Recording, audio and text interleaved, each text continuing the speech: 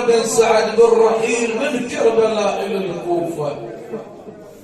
وجاءوا هؤلاء بالنياق العسل وصاحوا لهم قوما وأركبا، فقد أمر عمر بن سعد بالرحيل من كربلاء إلى الكوفة. فقامت الحوراء زينب وهي تقول: سود الله وجهك يا ابن سعد،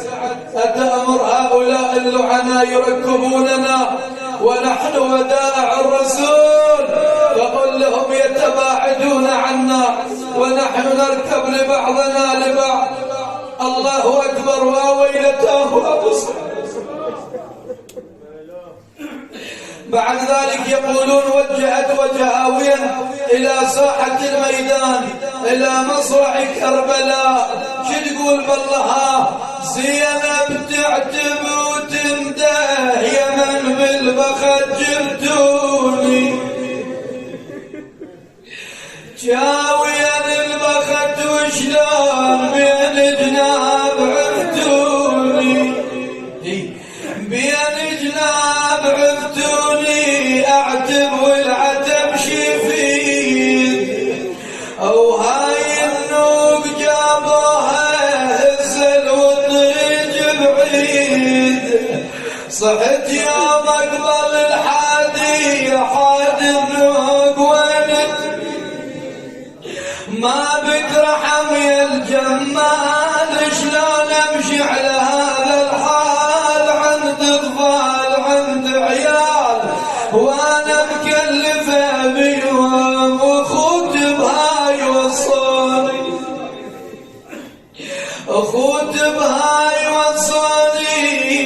وخواني وعلان الذل، واشوف الحرم فوق النوق ترجف والدموع تهل، او حق الفاجد الوليان من الاجنبي تجفل،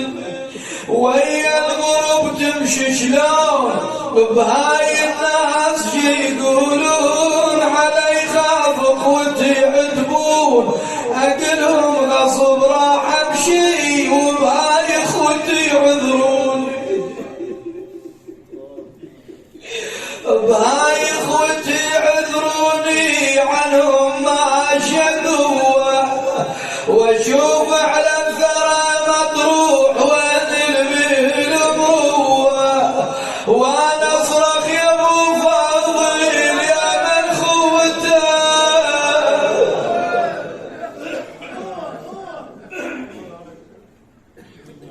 بهاي اخوتي عذروني، عنهم ما شقوة، واشوف على الثرى مطروح وين الأبوة، وانا اصرخ يا ابو فاضل يا من خوتك خوة، يا خويا انطيت حق السيف تبقى بلا دفن يا حيف، ويصبح بدر زينب طيف، ومن عقبك يا ابو فاضل عدوانك يبارون،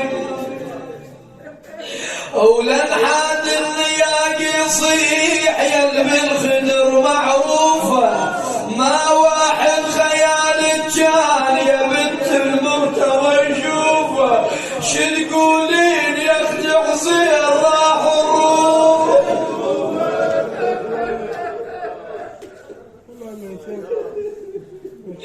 لنحاد النياق يصيح يا بالخدر معروفه، ما واحد خيال كان يا بنت المرتضى يشوفه، شو تقولين يا اختي حسين راح الروح للكوفه، ايام الخدر راحت زينب سمعته وصاحت، عجبه وللعدا ولاحت، ومن عقب الخدر يردون للكوفه يمشون، صدق للنذلي لم هبط الراس، واطوف ببلدة الكوفة وتتفرج علي الناس، واطوف ببلدة الكوفة وتتفرج علي الناس، لأن الوادم يقولون هاي اخت البطل،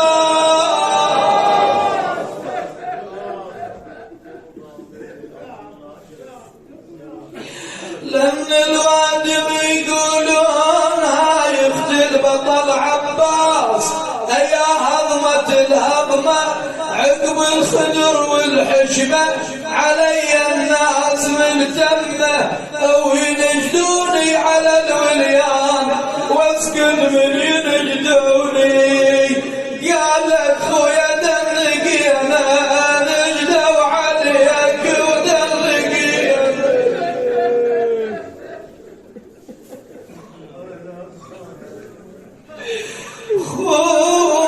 خويا عباس ويانا يا صاح الشمر عباس ويانا تقلنا خويا يا عباس شنهل بجيدك يا سهم النبت بالعين لا قصتين قالها لا سامحان بجيد لا قص يميني سبيج يا زينب زاد هم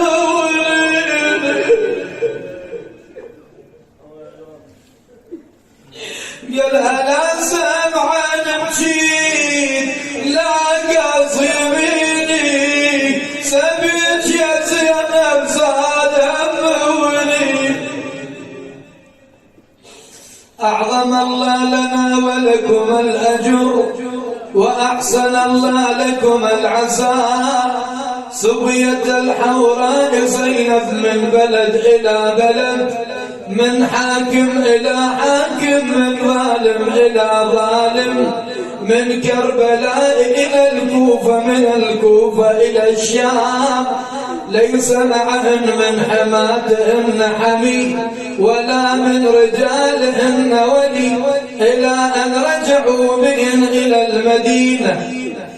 فاستقرت الحوراء زينب في مدينة جدها رسول الله صلى الله عليه وآله وسلم فبقيت الحوراء زينب بعد مصرع كربلاء سنتين أو أكثر وهي تتذكر تلك المصائب وتبكي ليل معنا فجعلت في تلك السنوات الانقلاب على يزيد بن معاوية في المدينة فأخبروا يزيد بن معاوية في الشام بذلك الخبر فألقي القبض عليها وجاءوا بها من المدينة إلى الشام فبقيت أيام قلائل إلى أن دس لها السم فجرى السم في جميع أنحاء جسدها وويلتها ومصيبة أخذت تعاني أشد الآلام وأقصى الأوجاع آلاما مبرحة وأوجاعا قاسية يا جماعة اليوم مثل اليوم زينب لما نزل عليها الموت رادت اخوتها يمها رادت العزاب رادت اولادها رادت العباد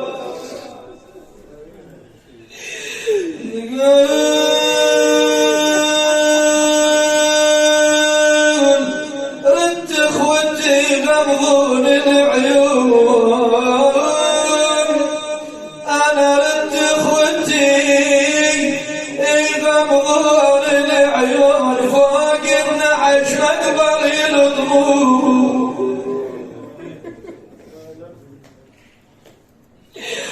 انا رد اخوتي غمضون العيون فوق النعش مقبر يلطمون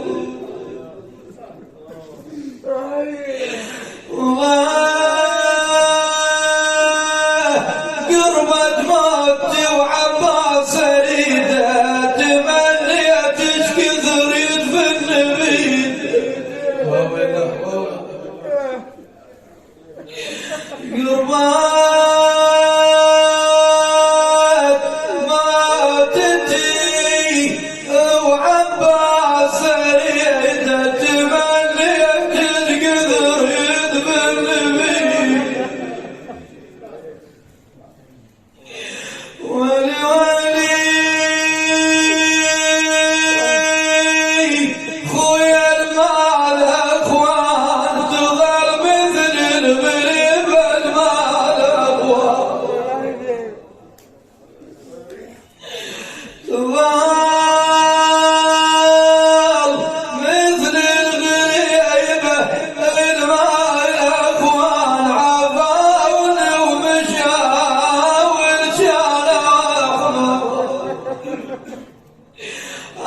حياكم الله يا جماعة إلى أن سكن أنينها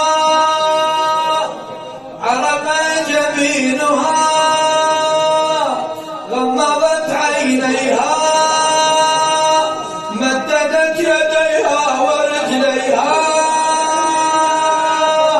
حتى فاضت روحها الطاهرة.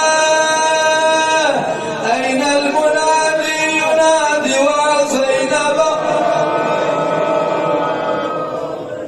أين المنادي ينادي ومظلومتا وسيدتا؟ تقول خليف زعون وين الواشم خليف زعون؟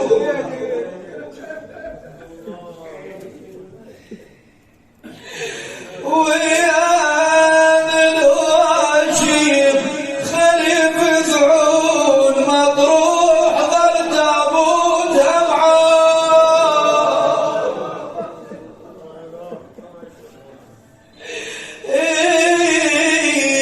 على مثل زينب خليف فرعون وويلته ومصيبته.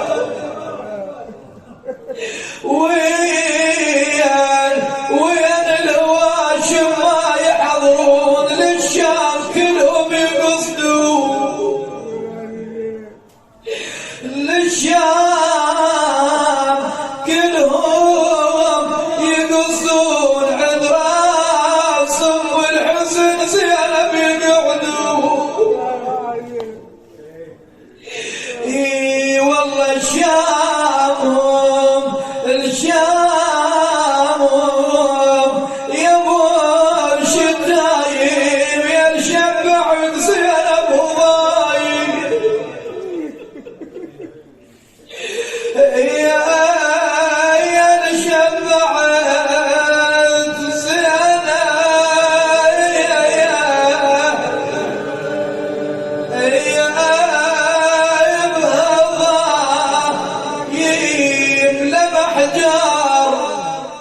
لمح جار مثل لمح الصبر وقت لمح جار وانا ما يوم من طولي. يا لمح جار انا ما يوم من طولي. اريد ون عاشورين ويل ون ارفع ايدك لقضاء حوائجكم لشفاء مرضاكم رحمة لأمواتكم. ها وين زينبها؟ أنا ما يوم